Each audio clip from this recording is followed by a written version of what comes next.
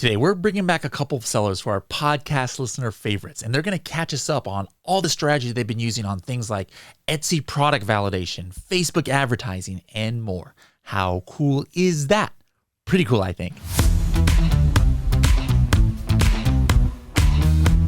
Hello, everybody, and welcome to another episode of the Serious Sellers Podcast by Helium 10. I am your host, Bradley Sutton, and this is the show that's a completely BS-free, unscripted, and unrehearsed organic conversation about serious strategies for serious sellers of any level in the Amazon, Walmart, or e-commerce world. And we've got a couple of my personal favorites here who have been on the podcast before. The Double S crew. Actually kind of like triple S, like my Balenciaga shoes is called triple S, but we've got Sharon, and then the other double S here is Shan. How's it going, guys? It's going great. How are you? I'm doing just delightful. All right. Now, guys, we're not going to go too much into their backstory because we've had them on the podcast before. So if you want to see their original episodes, Shan was episode 234, and then Sharon has actually been on here twice in Room 112, Where the Players Dwell, episode 112, and then 231. So we're just going to use this episode to kind of catch up with what you guys have been doing in the world of e-commerce, and things you've started doing, things you've stopped doing, things you're maintaining. It's all good information because like I've always said on the show, I like capturing real life people, real life stories, who are not major influencers who are going on the speaker circuit like Kevin King and stuff. It's great to hear from them, but I learn from people like that, but I get inspired by people like you because that's who we can relate to. So let's start with Shan. Now, this is kind of a timely story because I remember how originally you started in masks. And so now all of a sudden, mask mandates are going away left and right. They kind of did a while back too, like a year ago or something. And then they came back, but like you probably saw the writing on the wall a long time ago. And that's why even more than a year ago, you started to kind of like diversify the product categories you're in, right? Yeah. So mask did really well the first year, 2020, but then I knew it couldn't last forever. And I knew I had to, quickly get some new products to maintain the sales. So the first year I did masks. The second year I basically maintained, maybe did a couple launches here and there, but weren't a huge success. And this is my third year. And this third year, I'm like, mask mandates are really going down. So I need to launch 50 to 100 products this year. That's my goal. Ooh, that is ambitious. I like that. Now, right at that time, when we had you on the last one, you were just getting into kind of like new categories for you. It was like the socks and kind of like clothing. How did that end up? Me personally, I'm not trying to say this like, hey, nobody should sell apparel and things like that. I was always scared of like the apparel because of like return, like nobody's going to return a mask, right? But I would think, but you're like, I'm like, man, what if returns are too high or people complain about fit? Like, what were your ups and downs in this new category, in the last year and a half? Yes. So I did 3 categories, and I'll tell you exactly how they went. First were socks, like accessories, right? They actually did pretty well because it's one size fits all. There's not a lot of returns. And they were small and they were light and they were simple. The second category was dresses, which did not make money. I actually would have had more money if I didn't launch it because I lost money on that because of returns. Yeah, and women's fashion is just very fickle. And then the third category was lingerie, which was even worse than dresses. Because now, not only do you have the returns that you have to deal with, one thing I didn't realize, and I should have realized this earlier, is you can't do Amazon pay-per-click with lingerie. That's prohibited. So, and now that I think about it, that kind of, I guess that kind of makes sense because, probably the images are a little bit, by definition, a little bit risque or something. They don't want it just showing up on random, you got some like 10-year-old shopping for something on Amazon and then lingerie picture comes up. So I guess it kind of makes sense. But wow, I didn't know that. So like, it's not, like there are some categories, like for example, I'm doing this case study that I've talked about on this show, like for hemp cream. It's like a hemp pain cream. Now, you can't get brand registered for that. And so you can't do sponsored brand ads, headline ads, sponsored display, things like that. But I can do product targeting and ASIN targeting. But are you saying like in lingerie, you can't even do that? I don't think you can. Yeah. I Interesting. tried to launch it immediately within a day. Amazon prohibited the ASIN. So no matter how many campaigns you start with that ASIN, it would just keep getting banned. Okay. So then the dresses and the lingerie, like, did you just like try and sell out and just retire those lines, or you still just trying to do it on other platforms, or what's your strategy there? So the lingerie was a total bust. That's just money lost, and a lesson learned. The dresses, last time we talked about the 80-20 rule. Even though 80% of the dresses failed, one kind of succeeded. So out of the 6 dresses I launched, that's one that kind of succeeded. So I actually did keep ordering more of that one, and I'm hoping one day it's going to be profitable. It's almost there. The returns are just a little bit lower, and the reviews are good. It has some promise, and then socks and accessories are going well. When we had you on the last show, I'm looking at my notes here. You know, we always talk about goals, and it's great if we can reach the goals, but if you don't reach your goals, it's the important thing, guys, is don't give up. So your goal that you had said was, hey, I want to double my business overall, because, you know, you were I remember, you know, for those who hadn't heard it yet, you know, she gave up a 6-figure like corporate job in order to really go all in on this e-commerce thing. And so you were having to dip a little bit into your savings, you know, back in those days, you know, and that's how it is when you start a business online. It's not like you're a 6-figure seller from day one, right? Mm-hmm. So how did you do with that goal? Like, were you able to increase your sales? And if so, like, was it to the point of not having to go into your savings anymore? You know what? The good news is right now my sales is more than 80% not masks. So the mix is now most majority not masks. The downside though is, remember I said the second year I didn't do much. I just maintained. Yeah. See, that's when I should have done those 50 to 100 launches, because now I'm late, and therefore my sales just overall went down. Okay. Yeah. So now this is my year to ramp back up and get aggressive again. Okay. Well, we're going to talk about, you know, the strategies you have planned out and that you've used. I know you're actually pretty cool for some non-Amazon strategies, and we'll definitely get into that. Let's switch to Sharon now.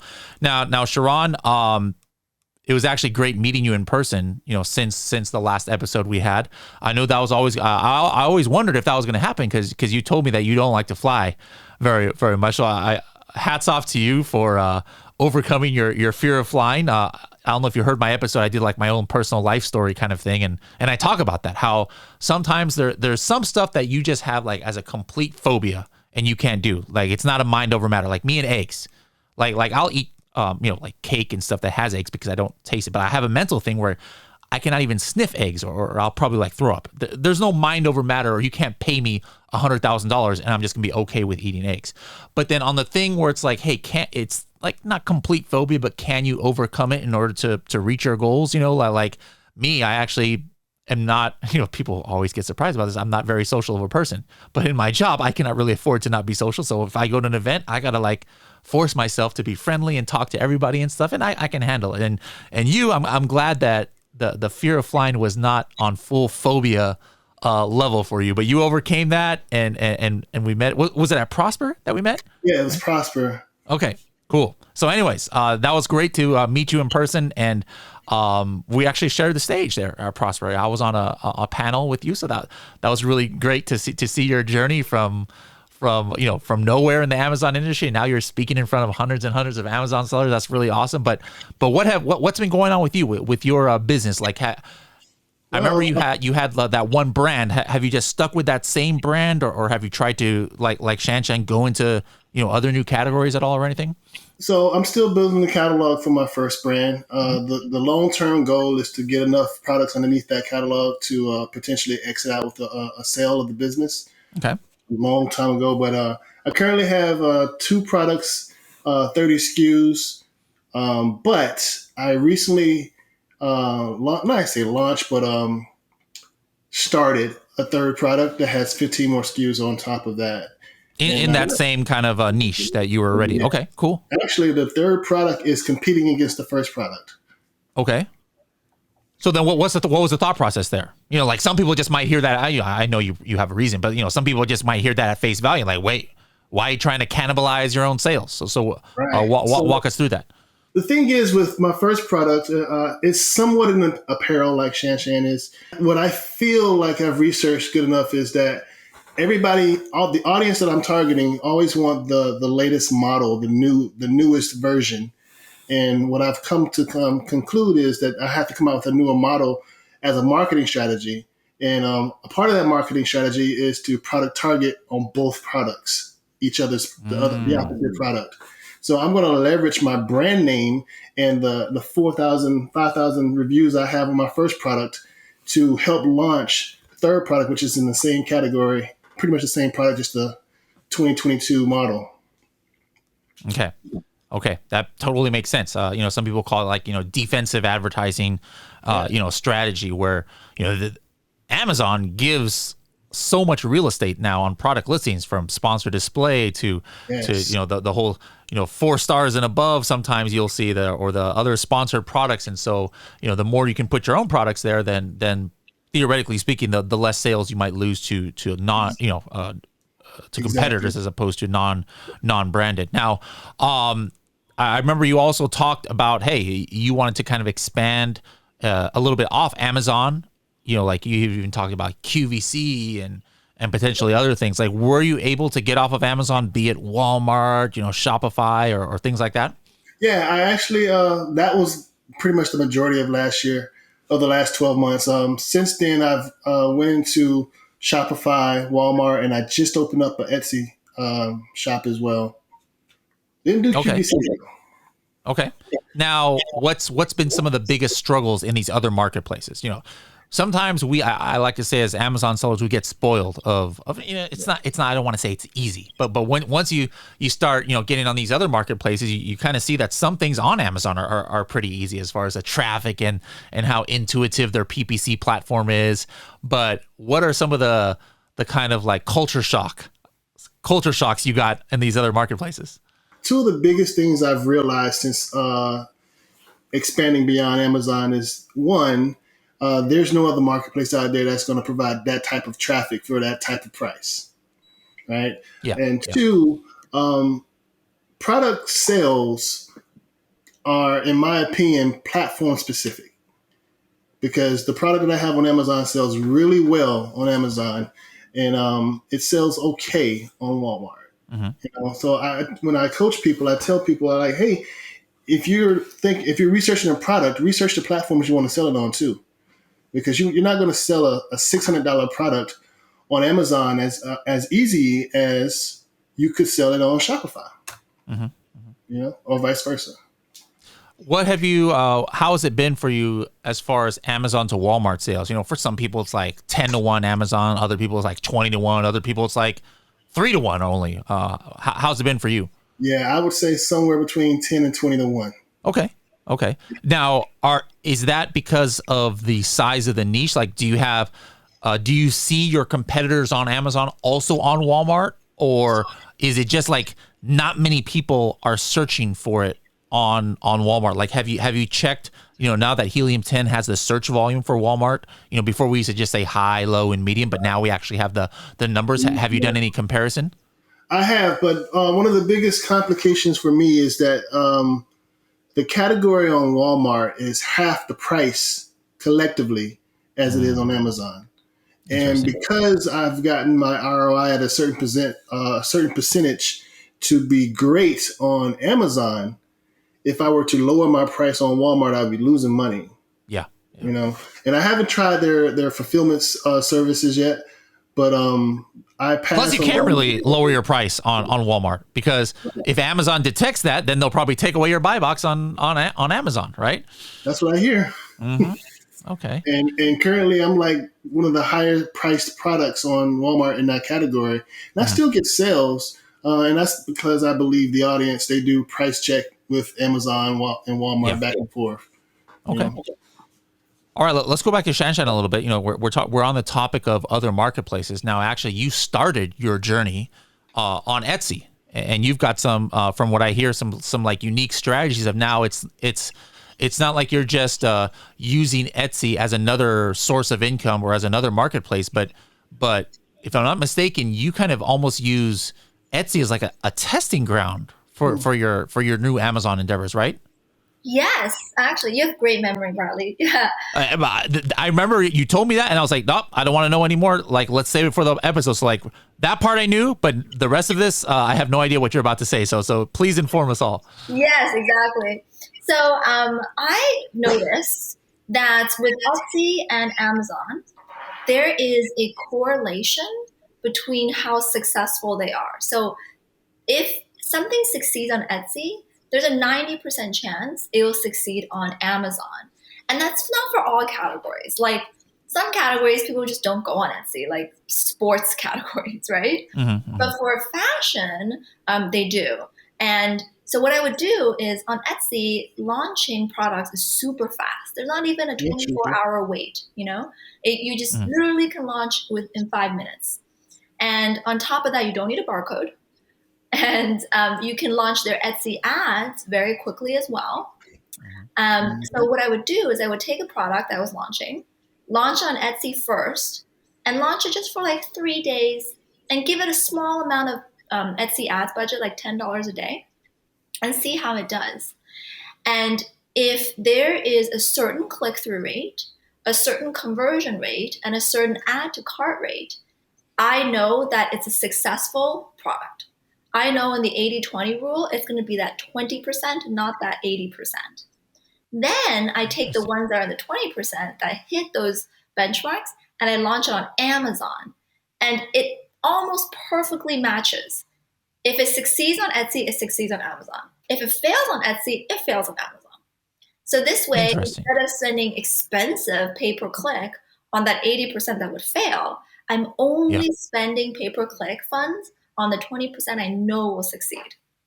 Okay. Now how are you getting stuff to sell? Because like obviously if you're going to launch on Amazon, you're probably doing like a big production run or something and ordering a lot of units.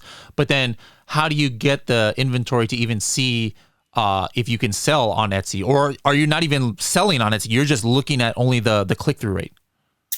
I am selling on Etsy. So I would just launch on Etsy first and use their Etsy ads to get traffic.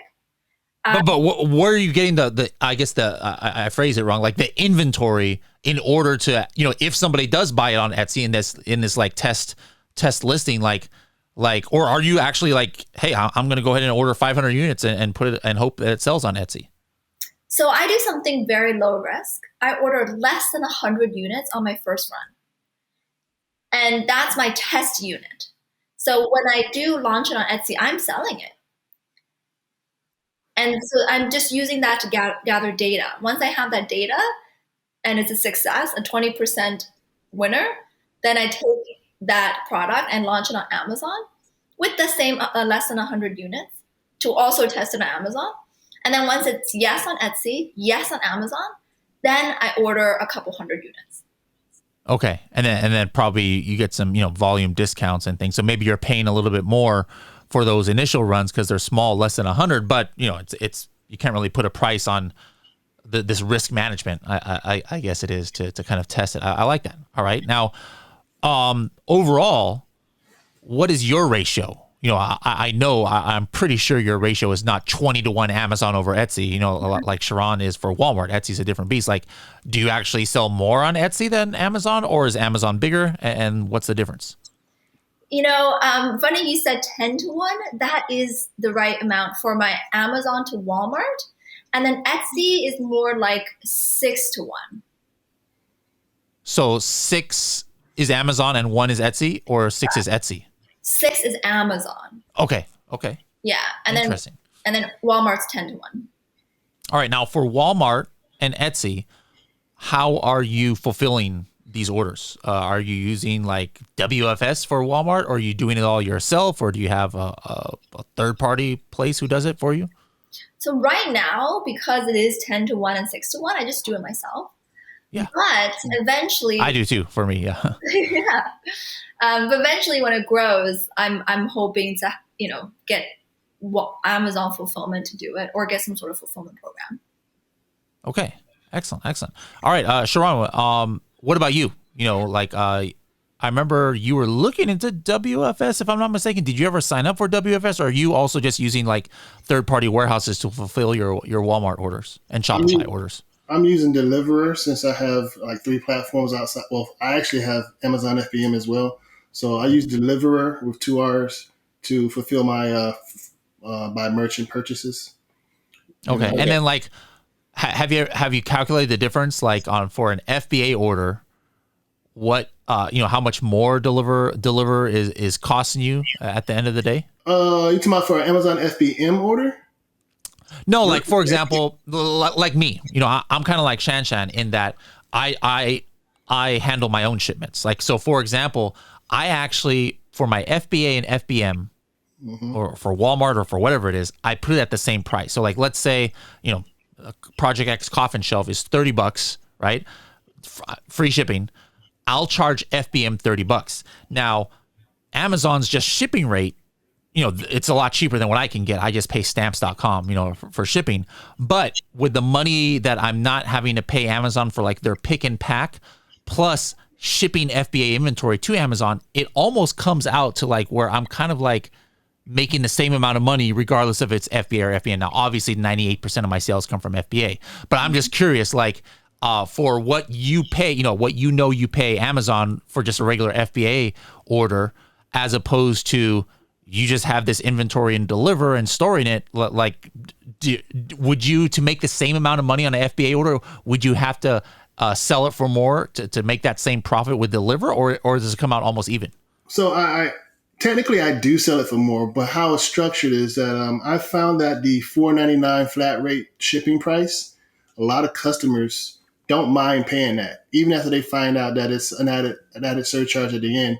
$4.99 is just a great number, and for my Walmart and my Shopify, they're selling pretty decent enough to have Deliverer fulfill for me. I just pass a part of my FBM fees for Deliverer as a shipping cost, because for instance, my Walmart fee using Deliver is $6.42, right? And I charge $4.99 extra on top of that. So actually, I'm paying $2.99 or something like that for fulfillment, and I would do that all day. Okay. Now, what kind of person do you suggest to follow that? Like, for example, Shan, I think she's doing the right thing, especially, her products are small. I'm assuming she'd probably use the postal system, which is pretty cheap for small items that fit in envelopes, because they're just, either masks or socks or things like that. And it's not that many. Me, the reason why I do, even though they're bigger coffin shelves and sometimes, higher shipping, is because I got a warehouse in the back of my house. So it just makes sense. I'm not going to use a third party. But for you, why did you choose a site like Deliver? And then what are some other scenarios where it would or wouldn't make sense, for somebody to go that same route that you're doing? So, of course, everybody is different and everybody has their own reasons. I value my time. I value my freedom of time. Having a demeanor of being retired from the military, I don't want to be bogged down to anything hourly or devote a certain time at a specific time every day. So the $3 in fees I pay per sale or whatever it may be, I feel like that is a great amount of money to pay for the ability to not have to worry about sending it out and buying stamps and doing everything that a merchant would normally do if they were doing it themselves. Okay. Yeah, my recommendation is for, it's a profit versus time balance that that the individual have to figure out for themselves. Okay. But the point here, guys, as you can see with all three of us, we're all doing kind of like a little bit different things, so that it's not like a one answer, one size fits all. It's not like Shan stocks, one size fits all for everybody as far as what you should do for you see how I tied that in there, guys? Okay. Yeah. For fulfillment. But anyways, back to you, Shan. What are some Etsy tips and tricks? Like of course, yeah, I understand. I think we all understand how easy it is to get products on Etsy, but at the same time, I know you're not saying, hey, just throw anything random up on Etsy and like in 3 minutes you're gonna have a listing and it's gonna sell. Like what are some like listing optimization techniques? Like, how do you find the keywords for your Etsy listing? Like, what do you do differently on images on Etsy as opposed to Amazon?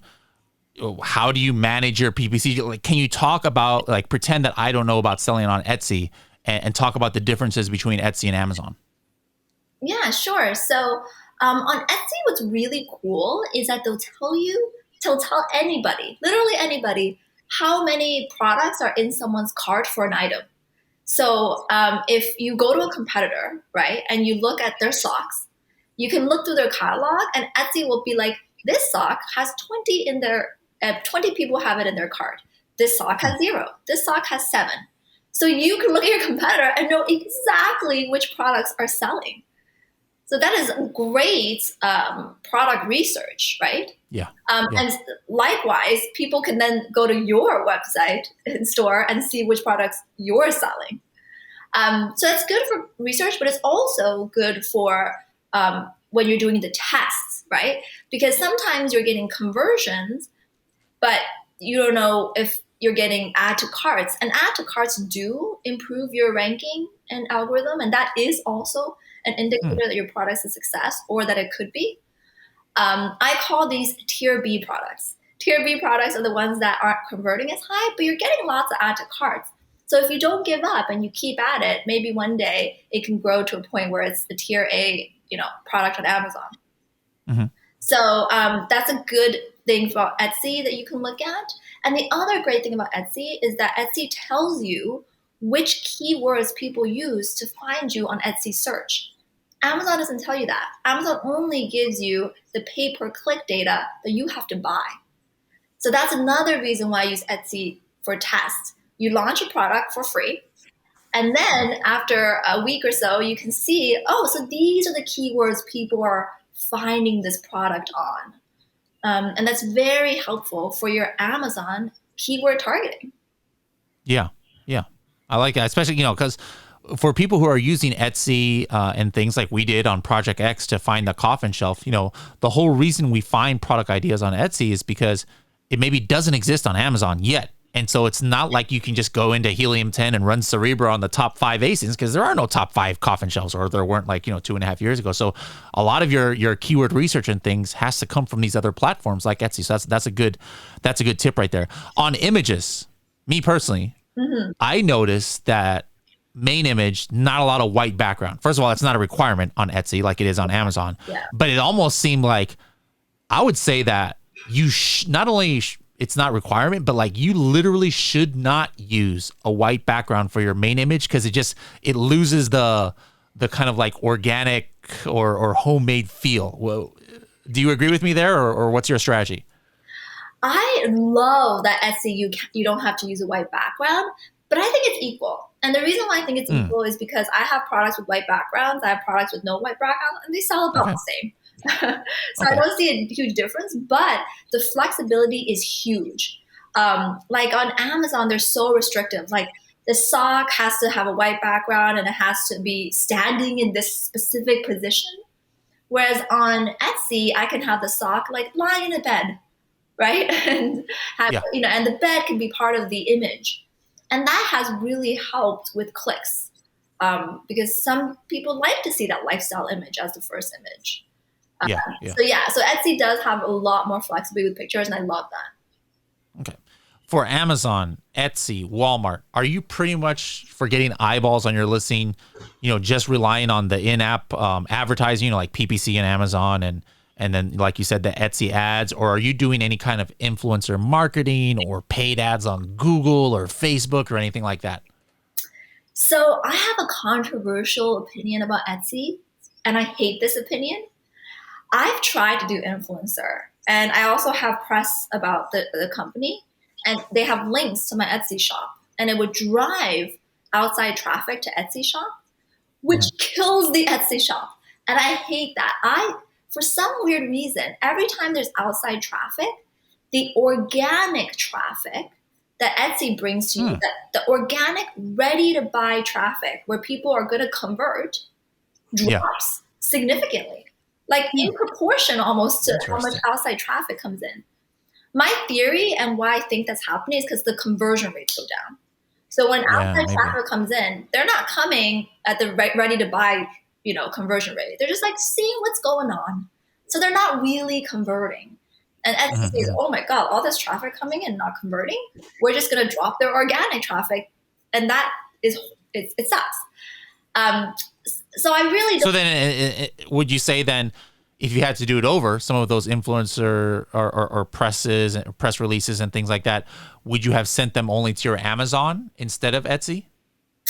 I think now if I had to do it over, I would send it to my Shopify, right? Okay. Where there'd be no fees and there's no algorithm. I haven't tried with Amazon. I'm curious your guys' opinion. Sending influencer traffic to Amazon. I'm scared. Especially now, I would do that attribution. Look into the Amazon attribution. Now they have some links. I'm not sure if it's just across all platforms. I'm just barely getting into that. I'm always late to the game with things. I'm so busy here. But certain things like TikTok links and things like that, where if you use the Amazon attribution link and it goes to your Amazon store, you're actually getting like a 10% kickback from Amazon. So like, let's just calculate that if you have a $100 product and you're paying Amazon $15 for their 15% commission, if the sale came through one of these attribution links, as I understand it, you're getting $10 back. So you're not paying $15, you're only paying $5. So then what happens is like, let's say it's from an influencer, and this, Paul Barron talked about this a few episodes ago, where it's almost like you can offer to this influencer, hey, I'll give you 10% commission on any sale you drive to my store. And look, I got this attribution link so we can all track, how much you're doing. And so they're all stoked that they're getting $10 on this $100 product, but actually you are out zero on your pocket because you're getting that $10 back from Amazon. So yeah, Shanshan, I want you obviously have some techniques because you're able to drive traffic to your Etsy and Shopify. So try that attribution thing. I'm curious how that works out for you. That's huge. I did not know about this, Riley. That's something I would definitely work on because I was too scared to drive traffic to Amazon. I was scared I was going to do what happened to Etsy. Right. So thank you. Let me try that and see how it goes. Sweet. Sharon, back to you. Do you use a market tracker from Helium 10? I don't use market tracker because of the variations. But I am using. Well, you should, but you just got to know. Hey, don't put all the child items. You just got to put one in there. But anyways, my reason, regardless if you use Market Tracker or not, I'm just curious. What have you noticed over the last? If you're not using Market Tracker, I'm sure you're still tracking your market somehow. Right. How has your niche changed? Has it gotten saturated? Like, have you lost market share where maybe you were number 1 or number 2 or number 5, but now you notice that you're kind of falling down? Have you improved? Talk to me about what's been going on there.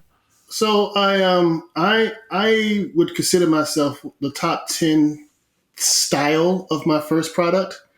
Yet I am not in the top 10 spots of rank because of all the different styles. What has happened with my category is there has been a lot of foreign sellers, particularly from China, that came into the market and has undercut the market significantly. But those who are not from foreign or Chinese sellers have stayed firm, and I'm so thankful for that. They stayed firm at the price that we have been at for the last 4 years.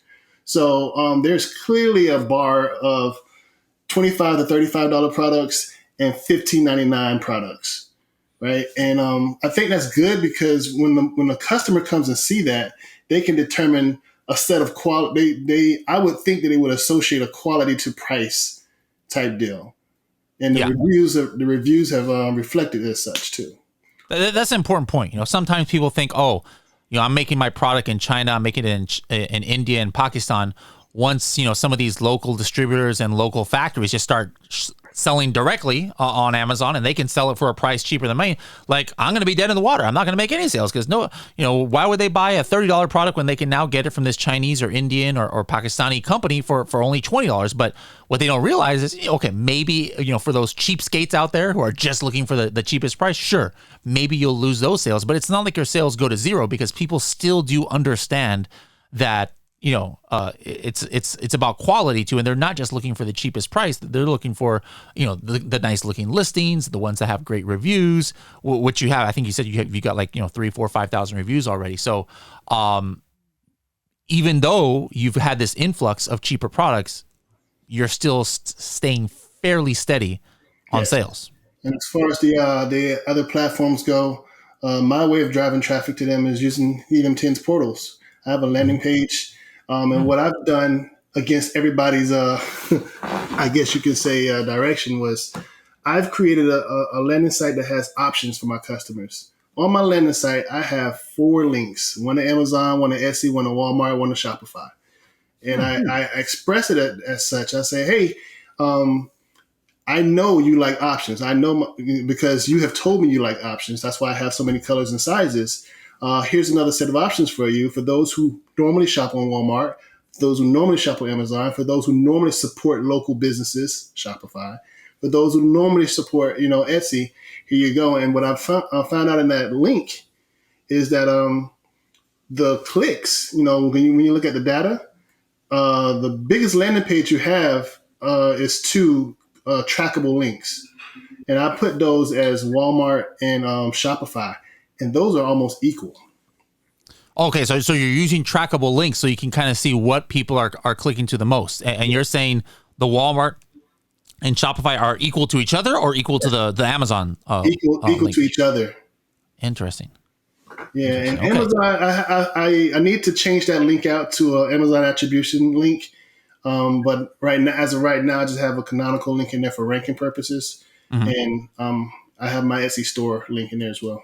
How are you even getting people into the Helium 10 portal? Is this something, are you running ads to this landing page, or are you talking insert card that you're doing after the purchase, or how is this happening? I have social media ads where the Shop Now button is the link to the portal. Talk to me about that real quick. I want to get into the strategies here, but I didn't even know you were doing something like that. That's interesting. So what, how do you decide who to target, your budget, and do you feel you're getting, bang for your buck, your advertising buck? Right. So, of course, with Amazon being 80% of my revenue, all the focus is on Amazon and PPC ads. But the other 20% that I have right now, I'm putting in towards Facebook advertisement, where I feel like my target audience of pregnant women from, 20 and older dwell. And how I decided to target them is leverage who is in my Facebook business page. I have 18,000 pregnant women there, or mothers there now, right? And all their I don't think they stay pregnant for longer than a certain period of time. But yeah, their demographics are available to me because they're part of my business page. Yeah, and I target them. I like it. And you're able to stay profitable. Whatever your budget is, when you look at the numbers, it's still making sense. We're like, hey, this is generating enough sales to cover this advertising. Enough sales from Shopify and Walmart covers the daily budget.